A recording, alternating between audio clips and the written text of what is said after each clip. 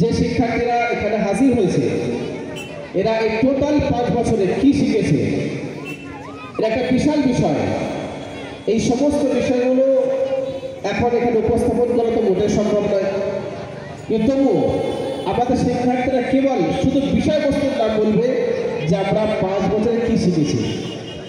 এবং আরেকটা বিষয় হলো যে দেখিয়াত মুনাজ্জাম বক্তব্যে বুনিয়াদী 5টা বিষয় যে শিক্ষা দেওয়া হয়, কোরআন, হাদিস, আকাইদ, মাসাইল, ইসলামী জ্ঞান এবং ভাষা। এই 5টা বিষয়ের অধীনে টোটাল যে 14টি বিষয় শিক্ষা দেওয়া হয়, এই 14টি বিষয়ের মধ্যে আমাদের বাচ্চারা কি শিখেছে কেবল বিষয়বস্তু শুধু নাম নেবে এবং তারপরে ইনশাআল্লাহকে সার্টিফিকেট দেওয়া হবে।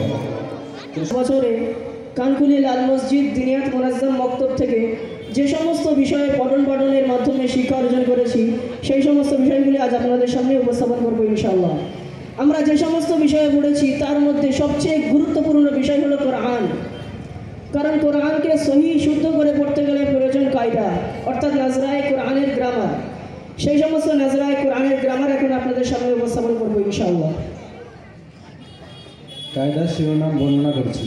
হারাকাতের বর্ণনা, সাকিন অথবা জসমের বর্ণনা, হামজা সাকিনের বর্ণনা, হুরুফের